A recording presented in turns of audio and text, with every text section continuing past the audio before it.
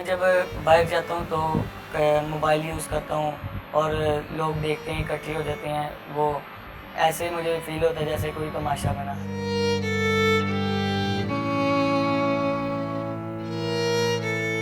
میرے بیلنس نہیں تھا، میں گرتا بہت تھا، جب بھی میں کھڑا ہوتا تھا وہ گر جاتا تھا۔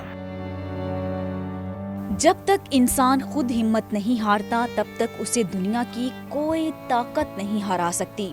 جی ہاں، آج میں جس باہمت انسان سے آپ کو ملوانے والی ہوں وہ اس کی بہترین مثال ہے۔ ایک ایسا باہمت انسان جس نے بنا بازوں کے بازو والوں کو جینا سکھایا، حالات کا ڈٹ کر مقابلہ کیا اور ہر طرح کی ناکامیوں کو پیچھے چھوڑ دیا اور پھر اپنی منزل تک رکا نہیں۔ میں بات کر رہی ہوں اس باہمت انسان کی جس کا نام محمد عباس ہے۔ محمد عباس دونوں بازوں سے محروم ہے، مگر اس باہمت انسان نے کبھی بھی اس کو اپنی محرومی نہیں سمجھا، بلکہ محنت اور لگن سے آگے بڑھتا ہی چلا گیا۔ محمد عباس کامیاب ہوا اور اب وہ محکمہ صحت میں جونیئر کلرک کے عہدے پر فائز ہے۔ جب میں انٹرویو کرنے کے لیے جا رہی تھی تو میں یہ سوچ کر پریشان ہو رہی تھی کہ ہمارے کسی ایک بازو پر چوٹ لگ جائے تو کام کرنا کتنا مشکل ہو جاتا ہے، مگر محمد عباس کے تو دونوں بازو ہی نہ تھے۔ وہ کیسے زندگی کے معاملات کو نبھاتا ہوگا، لیکن جب ہم عباس کے گھر پہنچے اور اس سے ملے تو ہم نے محسوس کیا کہ عباس کو تو احساس ہی نہیں کہ اس میں کس چیز کی کمی ہے۔ ایک بار بھی اس نے بازو نہ ہونے کا شکوہ نہ کیا۔ عباس کے بازو نہ ہونے کا غم اس کے باپ کے چہرے پر صاف عیاں تھا۔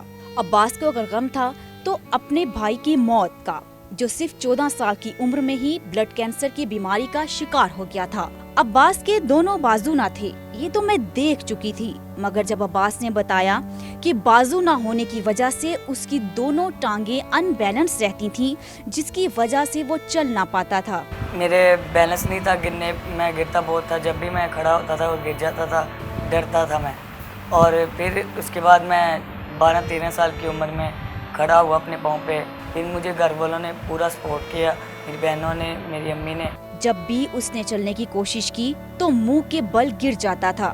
گرنے کی وجہ سے اس کے ماتھے پہ کئی دفعہ چوٹ لگی اور کئی دفعہ ٹانکے بھی لگے۔ یہ بات میرے لیے کافی حیران کن تھی کہ قدرت جب کسی سے امتحان لیتی ہے تو خوب لیتی ہے۔ اللہ کا کرم ہوا تو بالآخر عباس چلنے پھرنے کے قابل ہو گیا۔ اس کے والدین نے اسے ایک اسپیشل چائلڈ اسکول میں داخلہ دلوا دیا۔ اسکول والوں نے سکھایا سارا پاؤں سے کام کرنا، اور اس کے بعد انہوں نے مجھے پینٹنگ کرنا سکھایا، آرٹس میں کمپٹیشن کروائے، مجھے ریس میں حصہ دلوایا، مجھے سکھایا کہ پاؤں سے اپنے کام کیسے کرنے ہیں۔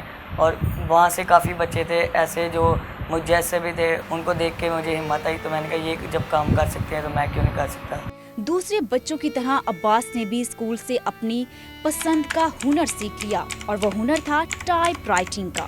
یعنی آپ سوچ رہے ہوں گے ایک شخص جس کے بازو ہی نہیں وہ کیسے ٹائپنگ کر سکتا ہے، تو خود ہی دیکھ لیجئے۔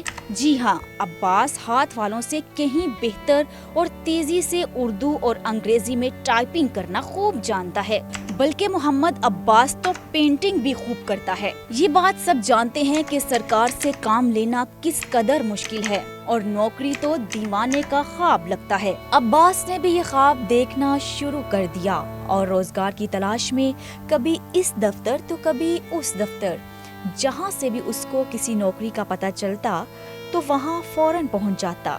بالآخر عباس کی بھی سنی گئی اور یہ نیکی کی پنجاب کی صوبائی وزیر صحت ڈاکٹر یاسمین راشد نے، جنہوں نے عباس کا ٹی وی انٹرویو دیکھا اور اس کو محکمہ صحت میں شعبہ ڈینگی میں نوکری کی آفر کر دی۔ میں بہت خوش ہوں اس جاب سے، کیونکہ میرے گھر کا سارا سرکل چل جائے گا اور کافی مشکلات حل ہو جائیں گی۔ مجھے ٹرانسپورٹ کا بڑا مسئلہ ہوتا ہے، کیونکہ میں جب بھی کہیں جانا ہوتا ہے تو میں بائکیا کروانا پڑتا ہے یا اوبر کروانا پڑتا ہے۔ اتنے میری پاکٹ منی نہیں ہوتی جتنے مجھے ٹرانسپورٹ میں لگ جاتے ہیں۔ محمد عباس نوکری ملنے پر خوش تھا، مگر اسے معلوم نہ تھا کہ ابھی اس کی پریشانیاں ختم نہیں ہوئیں، کیونکہ عباس کو سیلری حاصل کرنے کے لیے بینک اکاؤنٹ کی بھی ضرورت ہونی تھی۔ اب پاکستان بھر میں بینکنگ کا نظام بائیو میٹرک ہو چکا تھا، یعنی فنگر پرنٹ، ہاتھوں کے نشان، جبکہ عباس کے تو دونوں بازو ہی نہ تھے، تو وہ بائیو میٹرک کے لیے انگوٹھے کا استعمال کیسے کرتا؟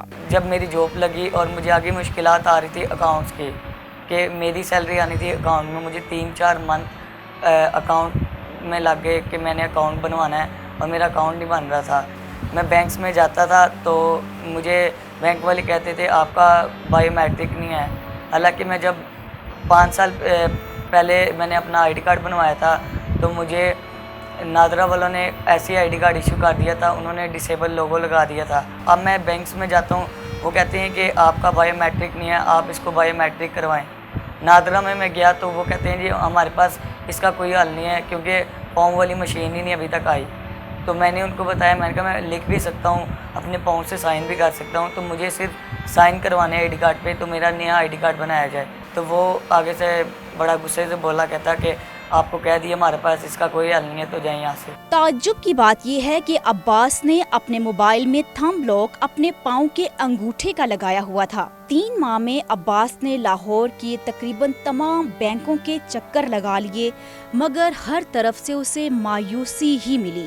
آخرکار عباس وزیر سوشل ویلفیئر بیت المال سید یاور عباس بخاری کے دفتر پہنچا۔ منسٹر سید یاور عباس بخاری نے میری ساری بات سنی اور پھر مجھے وہ اپنے ساتھ ڈی جی نادرا کے دفتر لے کے گئے اور ادھر انہوں نے سارا مجھے بتایا، میں نے ان کو اپنے بارے میں بتایا اور انہوں نے میرا بینک اکاؤنٹ کے لیے مسئلہ حل کیا۔ میں وہاں پہ انہوں نے آگے نیشنل بینک میں فون کیا اور مجھے لیٹر ایشو کیا وہاں پہ ڈی جی نادرا والوں نے۔ اور اب عباس کافی پر امید ہے کہ اسے اب گزشتہ 3 ماہ کی سیلریز مل جائیں گی۔ جب عباس سے شادی کے متعلق بات کی تو اس نے مسکرا کر یوں جواب دیا، شادی کا نہیں، میں کیا بتاؤں، وہ چھوڑ دیں، آپ کچھ اور کریں۔ میں کرنا چاہتا ہوں شادی، پر ابھی تک مجھے کوئی ملے نہیں، بس اور کیا کروں۔ عباس کی پیدائش کے وقت جب اس کے والد کو اس کی جسمانی معذوری کا علم ہوا تو عباس کے والد پر کیا گزری ان سے سنیے۔ جی محمد عباس جب پیدا ہوا ہے تو اس کے بازو نہیں تھے، تو وہ ایک دم پریشانی ہوئی، مجھے بھی نہیں پتا تھا، بڑے بھائی نے مجھے بتایا کہ یہ معاملہ ہے، تو یہ ایک بازو نہیں ہے، تو بڑا پریشان تھا، وہ بے ہوش ہو رہا تھا۔ اس کے بعد میں نے کہا یار کیا، چلو میں نے اس کو تسلی دینے کے لیے، وہ دل کا کمزور ہے، چلو یہ ایک نہیں ہے، چلو اللہ کا کرنا ہے، میں برداشت کر سکتا تھا۔ بھابھی آئی ہے تو انہوں نے بتایا کہ نہیں یہ اس کا دوسرا بھی بازو نہیں ہے، تو پھر مجھے جو ہے وہ زیادہ جھٹکا لگا ہے۔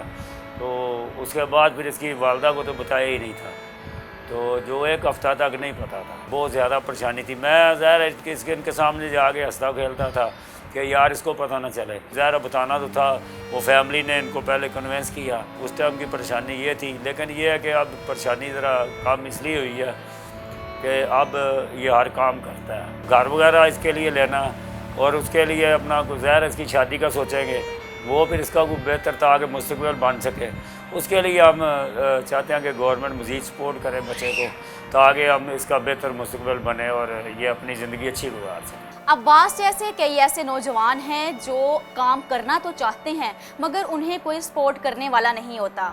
ہمت مرداں مدد خدا ایک ایسا محاورہ ہے جو عباس کی صورت میں سچ ثابت دکھائی دیتا ہے، یعنی انسان خود ہمت کرے تو ہی اللہ اس کی مدد کرتا ہے۔